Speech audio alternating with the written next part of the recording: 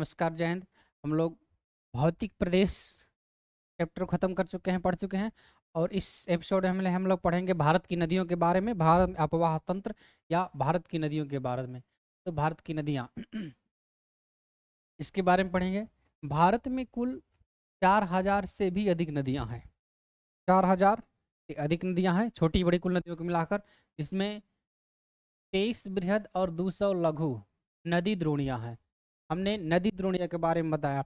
यहाँ पर बोला 400 से अधिक, 4000 से अधिक नदियां हैं, और यहाँ 23 बड़ी बड़ी और 200 छोटी नदी द्रोणियां हैं। नदी में और नदी द्रोणी में अंतर होता है। नदी द्रोणी पूरा अपवाहित क्षेत्र को कहा जाता है। अभी इसके बारे में देखेंगे नीचे यहाँ पे। नदियों का जो जल है, भारत में जितनी भी नदियां हैं उसका 77% जल बंगाल की खाड़ी में और 23% जल अरब सागर में गिरता है। 77% बंगाल की खाड़ी में और 23% अरब सागर में गिरता है। भारत में मुख्य रूप से 3 नदियां हैं, और भी नदियां हैं, लेकिन मुख्य रूप से 3 नदियां हैं जो पूर्ववर्ती है। पूर्ववर्ती के बारे में भी बताएंगे क्या पूर्ववर्ती होती हैं। और 3 नदियां भ्रंश घाटी में बहती हैं। भ्रंश घाटी के बारे में भौतिक प्रदेश वाले चैप्टर में बता चुके हैं कि नर्मदा, ताप्ती और दामोदर 3 नदियां भ्रंश घाटी में प्रवाहित होती हैं। भारत की सबसे बड़ी नदियां हैं ब्रह्मपुत्रा। सबसे बड़ी नदी है ब्रह्मपुत्रा, जो 2900 किलोमीटर है इसकी लंबाई। उसके बाद Sindhu 2880 kilometre, Ganga 2525 kilometre, Sutlej 1500 kilometre और गोदावरी 1465 किलोमीटर। उसके बाद है यमुना 1385 किलोमीटर। यमुना जो है गंगा की सहायक है, तो इसलिए गंगा की सबसे लंबी सहायक यमुना नदी हो जाएगी। प्रवाह रेखा, ड्रेनेज लाइन क्या होता है? प्रवाह रेखा का मतलब कि किसी नदी का रेखीय स्वरूप ही प्रवाह रेखा होता है। यानी कि किसी नदी को आप देखेंगे तो उसका एक रेखा प्रकार से, मैप में अगर आप देखें तो इस प्रकार से एक रेखा, इस प्रकार से एक नदी जा रही है, यानी कि रेखीय स्वरूप जैसा दिखाई देगा। तो वहीं जो नदी का रेखीय स्वरूप होता है उसी को बोलते हैं प्रवाह रेखा, रेखीय स्वरूप, यानी कि ड्रेनेज लाइन। प्रवाह संजाल क्या होता है? किसी नदी का रेखीय स्वरूप तो ऐसा रेखे रेखे प्रकार के होता ही है। तो एक नदी का रेखीय स्वरूप है, अन्य नदी मान लीजिए इसकी सहायक नदियाँ इधर से आ रही हैं, कुछ इधर से भी इसकी सहायक नदियाँ आ रही हैं। तो अपना अपना रेखीय स्वरूप सभी नदियों का है, और सभी नदियों का रेखीय स्वरूप को मिलाकर, कुल मिलाकर इसको संजाल नेटवर्क बोलते हैं, यानी कि प्रवाह नेटवर्क, प्रवाह संजाल, ड्रेनेज नेटवर्क, कई प्रवाह रेखाओं का योग। वाहिकाएं क्या होती है? चैनल्स। एक निश्चित जल प्रवाह होता है। जल प्रवाह का मतलब कि यदि आप फर्श पर जल गिरा देंगे तो वो चारों तरफ बिखर जाएगा, तो वो बिखरा है, प्रवाह नहीं है। लेकिन अगर उस फर्श पर एक नाली प्रकार का है तो उस नाली में जल प्रवाहित होने लगा, तो उसे प्रवाह कहते हैं।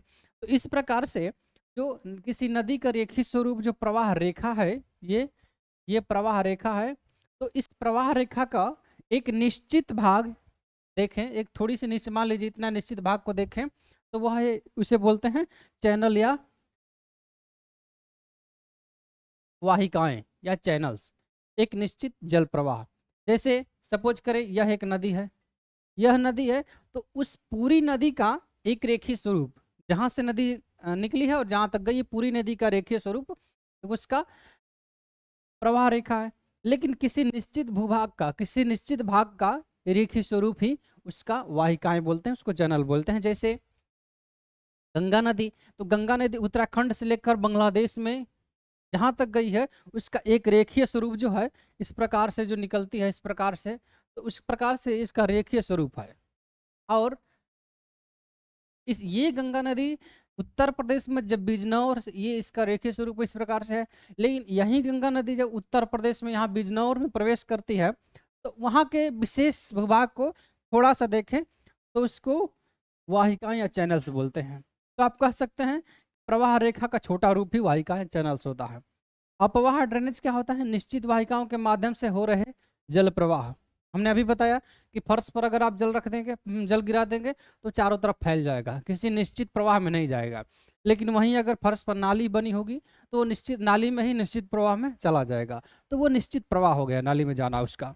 तो इस प्रकार से किसी निश्चित वाहिकाओं के माध्यम से हो रहे जल प्रवाह को अपवाह कहते हैं, ड्रेनेज बोलते हैं। अपवाह तंत्र क्या होता है? तो किसी निश्चित नाली में, जिस प्रकार से हमने बताया फर्श पानी गिराने से, तो एक नदी का एक निश्चित अपवाह होगा। ऐसे जितनी भी नदियां हैं उसकी मान लीजिए सहायक नदियां इत्यादि, उसको सबका मिलाकर एक निश्चित अपवाह होगा, और पूरे अपवाह को मिलाकर एक सिस्टम बनता है, एक तंत्र बनता है, तो इसे बोलते हैं अपवाह तंत्र ड्रेनेज सिस्टम, यानी कि वाहिकाओं का एक जाल होता है। अपवाह द्रोणी क्या होता है? Drainage basin. एक होता है अपवाह द्रोणी ड्रेनेज बेसिन, और एक होता है नदी द्रोणी रिवर बेसिन। अपवाह द्रोणी सहायक नदियों सहित किसी नदी तंत्र द्वारा अपवाहित क्षेत्र, किसी नदी तंत्र द्वारा अपवाहित क्षेत्र जो उसकी सहायक नदियों को मिलाकर लिया गया है, उसे अपवाह द्रोणी कहते हैं, अपवाह द्रोणी। लेकिन किसी विशेष नदी के अपवाह क्षेत्र को लें और उसकी सहायक नदियों को शामिल न किया जाए तो उसे नदी द्रोणी बोलते हैं। अपवाह द्रोणी और नदी द्रोणी में यही अंतर है। अपवाह द्रोणी में उसकी सभी सहायक नदियों को शामिल करके उसका अपवाहित क्षेत्र लिया जाता है, जबकि नदी द्रोणी में उसकी सहायक नदियों को शामिल नहीं किया जाता है, सिर्फ किसी विशेष नदी का अपवाहित क्षेत्र ही लिया जाता है नदी द्रोणी में। जल संभर क्या होता है? Water shade. जिस प्रकार से अपवाह द्रोणी होता है सहायक नदियों सहित किसी नदी का पूरा अपवाहित क्षेत्र, उसी प्रकार से नदी द्रोणी होता है यानी किसी विशेष नदी का अपवाहित क्षेत्र, यानी किसी विशेष नदी यानी बड़ी जो नदी है। और जल संभर क्या होता है? Water shade. ऐसे ही छोटी जो नदियां होती हैं, बिल्कुल छोटी छोटी नदियां, नाले प्रकार की, इन नदियों का अपवाहित क्षेत्र जो होता है जल संभर कहलाता है, वाटर शेड कहलाता है। एक होता है जल विभाजक, वाटर डिवाइडर। वाटर डिवाइडर मान लीजिए कि ये ये गंगा नदी बह रही है, इधर से यमुना नदी बह रही है, जाकर मिल रही है यमुना नदी। तो क्या कारण है कि गंगा यहाँ से मिलती है और यमुना जाकर इधर मिलती है? ये यमुना यहीं पर क्यों नहीं जाकर इधर यहाँ से मिल गई?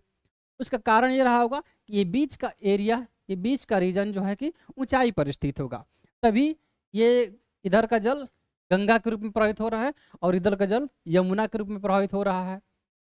तो इसका मतलब यही हुआ कि बीच में ऊंचा का क्षेत्र होगा। तो बीच में जो ऊंचा का क्षेत्र है यहाँ पर, इसी क्षेत्र को बोलते हैं वाटर डिवाइडर। वाटर डिवाइडर मतलब जल विभाजक। तभी तो गंगा और यमुना का जल को अलग अलग कर विभाजित कर रहा है। आप ये देख रहे सकते हैं जल विभाजक, ये कोई नदी है, ये कोई नदी है, और इसकी बहुत सारी सहायक नदियाँ ये सब हैं, इधर से भी ये सहायक नदियाँ हैं। तो ये अपवाह द्रोणी हो गया, क्योंकि इसके सहायक नदियों को हमने ले लिया, तो ये पूरा रीजन, इतना रीजन, ये इतना पूरा रीजन अपवाह द्रोणी हो गया। और इसी प्रकार से इधर भी एक नदी है और इसकी भी बहुत सारी सहायक नदियां हैं, इधर से दिखाया इसमें बहुत सारी सहायक नदियां हैं। तो ये भी इसका अपना अपवाह द्रोणी हो गया, ये अपवाह द्रोणी हो गया। तो ये अपवाह द्रोणी और ये अपवाह द्रोणी अलग अलग है, विभाजित है। यानी कि ये जो नदी है, ये जो नदी है, ये नदी क्यों न, क्या कारण रहा कि इसमें नहीं गई? ये नदी जो है क्या कारण रहा कि इस नदी से नहीं मिलकर इधर इसका पानी इधर गया और इसका पानी इधर गया? कारण एक ही रहा होगा कि यहाँ ऊंचा का क्षेत्र, ऊंचाई वाला क्षेत्र रहा होगा, यहाँ पर ऊंचाई वाला क्षेत्र रहा होगा, और यहाँ ऊंचाई वाला जो क्षेत्र है वहीं ऊंचाई वाला क्षेत्र दोनों को अलग अलग विभाजित करता है। तो इसी को ऊंचाई वाले क्षेत्र को जल विभाजक या वाटर शेड बोलते हैं। अपवाह द्रोणी के बारे में अभी हमने बताया, अपवाह द्रोणी और एक नदी द्रोणी। अपवाह द्रोणी का मतलब किसी विशेष नदी और उसकी सभी सहायक नदियों को मिलाकर अपवाहित क्षेत्र अपवाह द्रोणी होता है। और नदी द्रोणी किसी बड़ी नदी के द्वारा एक ही नदी उसकी सहायक नदियों को छोड़कर अपवाहित क्षेत्र होता है। और जल संभर ऐसा ही होता है, यानी कि नाले प्रकार की जो छोटी छोटी नदियां हैं उसके द्वारा अपवाहित क्षेत्र। तो अपवाह द्रोणी को आप समझ गए होंगे। अपवाह द्रोणी 3 प्रकार का होता है, एक प्रमुख अपवाह द्रोणी, एक प्रमुख अपवाह द्रोणी, एक मध्यम अपवाह द्रोणी और एक लघु अपवाह द्रोणी। प्रमुख अपवाह द्रोणी 20,000 वर्ग किलोमीटर से अधिक का अपवाहित क्षेत्र होता है। पूरे अपवाहित क्षेत्र को मिलाकर, जैसे एक नदी है, इसकी एक सहायक नदी इधर से आ रही है, कुछ इसकी कुछ सहायक नदियां इधर से भी आ रही हैं, इसकी भी कुछ सहायक नदियां इधर से आ रही हैं। तो ये पूरा क्षेत्र जो है, ये पूरा इतना क्षेत्र, जितने क्षेत्र का जल ये लेकर जा रही है, तो पूरे क्षेत्र का को अगर मेजर करेंगे तो इसका पूरा क्षेत्रफल अगर 20,000 वर्ग किलोमीटर से अधिक है तो इसे प्रमुख नदी द्रोणी बोलेंगे। अगर इसका क्षेत्रफल 2,000 से 20,000 2000 से 20,000 वर्ग किलोमीटर के बीच है तो उसको मध्यम नदी द्रोणी बोलेंगे। और उसका क्षेत्रफल अगर 2000 वर्ग किलोमीटर से भी कम है तो उसको लघु नदी द्रोणी बोलेंगे। नेक्स्ट है अपवाह प्रतिरूप या अपवाह प्रवृत्ति। अपवाह प्रतिरूप या अपवाह प्रवृत्ति क्या होता है? मतलब अपवाह प्रतिरूप जो है या उसका यह मतलब है कि उसका प्रतिरूप जो अपवाहित क्षेत्र है वो किस प्रकार का बन रहा है। जैसे ये कोई नदी है, यहाँ से कोई नदी है, ये यहाँ से नदी आके मिल रही है, इसकी भी कुछ सहायक नदियाँ, इसकी भी कुछ, मान लीजिए इसकी एक सहायक है और इसकी एक इधर से सहायक है। तो ये जो कैसा बन रहा है, लग रहा है कि ये वृक्ष है जिसकी शाखाएं अलग अलग निकली हुई है, तो शाखाओं की तरह निकला हुआ है, तो इसको एक वृक्षाकार अपवाह प्रतिरूप बोल सकते हैं। तो इसी प्रकार से कई प्रकार के अपवाह प्रतिरूप होते हैं। तो उन अपवाह प्रतिरूप को देखते हैं। एक होता है पूर्ववर्ती, पूर्ववर्ती अपवाह प्रतिरूप। वर्ती का मतलब अपवाह समझ लीजिए, पूर्व का मतलब पहले, यानी कि जिसका अपवाह पहले से ही हो रहा है। पहले कैसे? जैसे अगर हिमालयी नदियां, हिमालय के आसपास की नदियां हैं तो हिमालय के उत्थान से पहले जिसका अपवाह है, अथवा वो नदी जहाँ भी है वहाँ अगर कोई पर्वत है तो उसका पर्वत से उत्थान से पहले प्रवाहित होती थी वो नदियाँ, उसे बोलते हैं पूर्ववर्ती अपवाह प्रतिरूप। सिंधु, सतलज और ब्रह्मपुत्र नदियाँ पूर्ववर्ती अपवाह प्रतिरूप का सबसे अच्छा उदाहरण देती है। सिंधु, सतलज और ब्रह्मपुत्र, सिंधु, सतलज और ब्रह्मपुत्र, ये नदियाँ पूर्ववर्ती अपवाह प्रतिरूप का उदाहरण देती है, क्योंकि ये नदियाँ जो है कि हिमालय के उत्थान से पहले प्रवाहित होती थी वहाँ पर, और आज भी होती हैं। ये पता कैसे चलता है? क्योंकि ये नदियाँ गार्ज का निर्माण करती है। अब गार्ज क्या होता है देखिए, मान लीजिए ये क्षेत्र है, यहाँ से हिमालय मान लीजिए उठ रहा है और यहाँ से नदी बह रही है। ऐसे तो हिमालय उठ रहा है और नदी बह रही है, तो इस प्रकार से हिमालय उठता रहेगा और यहाँ नदी बहती है। इस प्रकार से हिमालय उठता रहेगा, हिमालय उठता रहेगा तो जो भी पर्वत है उठता रहेगा और बीच से नदी बहती रहेगी, क्योंकि नदियों का जल हिमालय को अपने जगह पर काटता रहेगा, वहाँ नहीं उठने देगा, तो साइड से उठता रहेगा। तो इस प्रकार हिमालय जब अपने उत्थान पर आ जाएगा तो यहाँ नदी बह रही है नीचे से, तो उसी को बोलते हैं गार्ज, जो बहुत पतली, ऊपर से देखने पर बहुत गहराई में गड्ढे में नदी बहती है, ऊपर से देखने बिल्कुल चमकीली पतली एक रेखा के समान दिखाई देती है, इतने नीचे होती है, इसी को गार्ज बोलते हैं। अगर यहीं ऊपर से ढक जाए तो इसे इसे बोलेंगे सुरंग। अगर इसमें इसमें नदी बहना बंद कर दे, इसमें पानी, नदी अपना रास्ता बदल दे तो इस सुरंग हो जाती है। इसको हम लोग भौतिक प्रदेश वाले चैप्टर में देख भी चुके हैं, बता चुके हैं। पूर्ववर्ती, अनुवर्ती, अनु मतलब अनुकरण करना, जो नदियां ढाल का अनुकरण करती है उसे अनुवर्ती अपवाह प्रतिरूप कहते हैं। जैसे यहाँ पर ऊंचा क्षेत्र है तो ऊंचे क्षेत्र से ये नदी बह रही है इधर, यानी कि ऊंचे क्षेत्र से खाले क्षेत्र में, नीचे वाले क्षेत्र में बह रही है, यानी कि ढाल का अनुकरण कर रही है, तो इसे अनुवर्ती अपवाह प्रतिरूप कहते हैं। मुख्य बहुत ज्यादा नदियां, अधिकांश नदियां अनुवर्ती अपवाह प्रतिरूप का उदाहरण देती है, क्योंकि कोई भी नदी ऊंचे क्षेत्र से नीचे क्षेत्र की ओर ही बहेगी, इसमें कोई शंका तो है नहीं, तो अधिकांश नदियां अनुवर्ती अपवाह प्रतिरूप का उदाहरण देती है। जिसको भी ले लें सब अनुवर्ती अपवाह प्रतिरूप, चाहे गंगा, यमुना, जो भी नदी ले लें सब अनुवर्ती अपवाह प्रतिरूप का उदाहरण देती है अधिकांश। प्रतिवर्ती अपवाह प्रतिरूप, प्रति मतलब अनुवर्ती का उल्टा प्रतिवर्ती। अनुवर्ती क्या करती है? ढाल का अनुसरण करती है, तो प्रतिवर्ती क्या करेगी? ढाल का अनुसरण नहीं करेंगी। अनुवर्ती ऊंचे क्षेत्र से नीचे क्षेत्र की ओर बहती है, तो क्या प्रतिवर्ती नीचे से ऊंचे क्षेत्र की ओर बहती है क्या? हाँ, ऐसा ही होता है। ऐसा ही होता, कैसे होता है देखते हैं। ये हमने भौतिक प्रदेश में पढ़ाया हुआ है कि यहाँ जो है पश्चिमी घाट पर्वत श्रेणी है, और पश्चिमी घाट पर्वत श्रेणी ऊंचा है, ऊंचा उठा हुआ है, इस प्रकार से, इस प्रकार से है। ये पूर्वी घाट पर्वत श्रेणी है और एक पश्चिमी घाट पर्वत श्रेणी है, हमने बता चुका है हम इस बार भौतिक प्रदेश में। तो नदी अगर यहाँ से बहती है इधर, तो ये मानेंगे कि अनुवर्ती अपवाह प्रतिरूप का उदाहरण दे रही है, क्योंकि ढाल के अनुरूप बहती है। अथवा यहाँ से नदी यहाँ इधर बहती है, यहाँ से इधर, तो भी मानेंगे कि अनुवर्ती अपवाह प्रतिरूप का उदाहरण देती है, क्योंकि ढलानों पर बह रही है।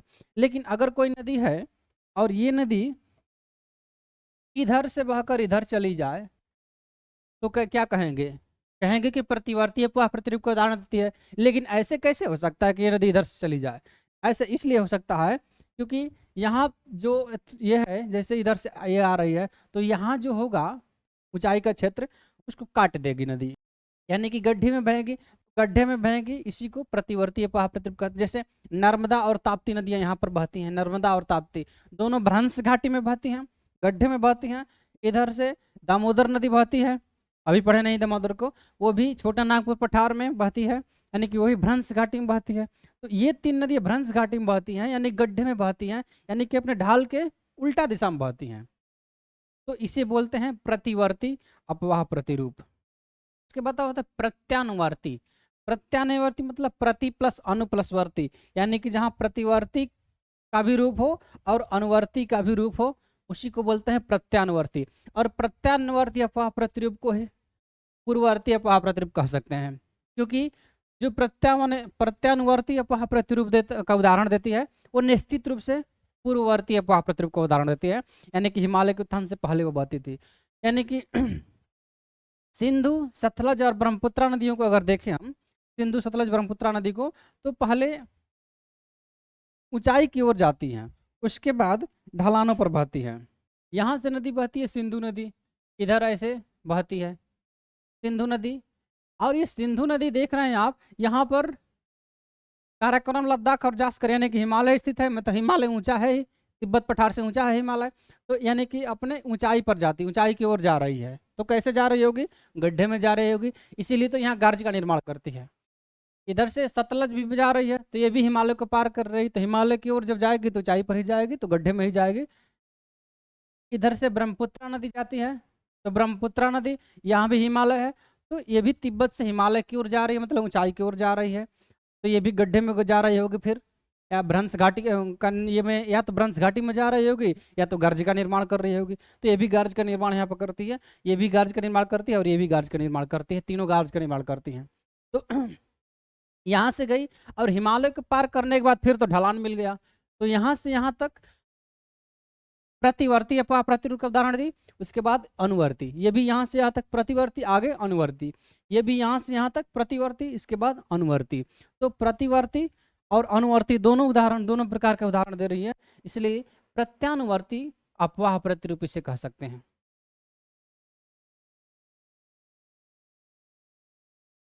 एक होता है परवर्ती। पर मतलब होता है पंख। अब किसी पक्षी का पंख आप देखेंगे तो ऐसे ही पंख होता है, ऐसे, यानी कि समकोण पर पंख होता है, उस पक्षी के समकोण पर होता है। ये कोई पक्षी है तो इसका ये पंख है, तो ये समकोण पर ही पंख होगा, तो समकोण पर होता है। यानी कि ऐसी नदियां, ऐसी नदी जिसकी सहायक नदियां आकर लगभग समकोण पर मिलती है। ये मान लीजिए कोई नदी है, इधर से नदी आ रही हैं और इधर से नदी आ रही हैं, तो लगभग समकोण पर मिल रही हैं ये नदियां लगभग समकोण पर मिल रही हैं, तो इसे बोलेंगे परवर्ती अपवाह प्रतिरूप।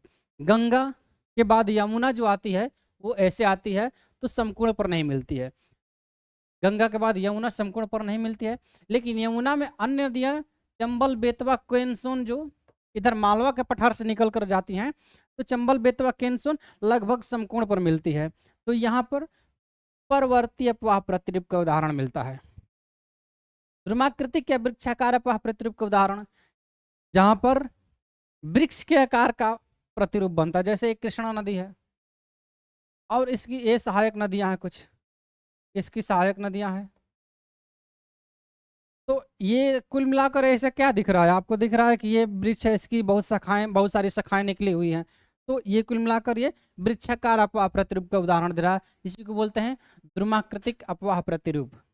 जालीनुमा या आयताकार, ऐसी नदियां जो जाली कैसा होता है, ऐसा ही होता है जाली, यानी कि आयत के अनुसार, आयत के आकार का। तो ऐसी नदियां जो जिसकी सहायक नदियां लगभग आकर समकोण पर मिलकर आयताकार रूप में बहती हैं, इसी बोलते हैं जालीनुमा अपवाह प्रतिरूप। जैसे मान लीजिए एक ये नदी है कोई, इधर से कोई नदी आ रही है, इसकी सहायक नदी है, इधर से कोई नदी आ रही है, अब इसकी सहायक नदी इधर से आ रही है, इसकी सहायक नदी इधर से आ रही है, इनकी सहायक नदी है, यानी कि सब एक दूसरे से लगभग समकोण, पूरी समकोण नहीं हो सकता है कभी भी, तो लगभग समकोण पर बहती हैं, तो ये जाली के आकार का बन जाता है, तो इसी को बोलते हैं जालीनुमा अपवाह प्रतिरूप। आप यहाँ देख सकते हैं ये जालीनुमा अपवाह प्रतिरूप का उदाहरण यहाँ दिख रहा है। कंटकी अपवाह प्रतिरूप, कंटकी मतलब कांटा, जहाँ कांटेदार बनता है, कांटा बनता है, मतलब जब नदी बहती है, कोई नदी जब बहती है और उसकी सहायक नदी आकर अगर कोई मिलती है तो उनके संगम में एक असंगत सम्मिलन से नजर आता है, यानी कि उनका किसी का पानी किसी और की दिशा की ओर जाता है, किसी का किसी और दिशा की ओर जा रहा है, उसी में घूम रहा है, यानी किसी प्रकार से असंगत प्रकार का प्रतीत होता है, तो उसे बोलते हैं कंटकीय अपवाह प्रतिरूप। यानी कि कुल मिलाकर साफ साफ शब्दों में कहें तो अगर कोई नदी आ रही है, किसी उसकी सहायक नदी का संगम हो रहा है, तो यहाँ निश्चित रूप से पता चल जाता है कि इधर का पानी कौन है, इधर का पानी कहाँ है, कितना दूर तक है, तो निश्चित रूप से दिखता है, तो उसी को असंगत सम्मिलन कहते हैं, और जहाँ पर असंगत सम्मिलन होता है उसी को कंटकीय अपवाह प्रतिरूप कहते हैं। नेक्स्ट है वलाकार, वलयाकार या चापाकार अपवाह प्रतिरूप। जो वलय के आकार में आकर मिलती हैं नदियाँ उसे वलयाकार या चापाकार अपवाह प्रतिरूप कहते हैं। जैसे मान लीजिए ये गंगा नदी है, और गंगा नदी से ये है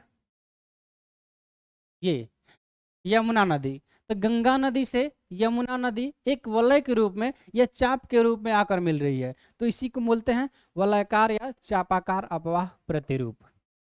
समांतर अपवाह प्रतिरूप, इसको हम लोग भौतिक प्रदेश में पढ़ चुके हैं कि पश्चिमी घाट पर नदियां छोटी होती हैं, ऊंचाई ढाल से गिरती हैं, तो लगभग सीधे जाकर अरब सागर में विलीन हो जाती हैं, तो वो पश्चिमी ढाल पर नदियां जो है एक दूसरे के समांतर बहती हैं, तो इसी को बोलते हैं समांतर अपवाह प्रतिरूप। अभी के लिए इतना है, चैनल को सब्सक्राइब कर लें अगर आपने नहीं किया है तो, वीडियो को शेयर करें और लाइक कर दें। धन्यवाद।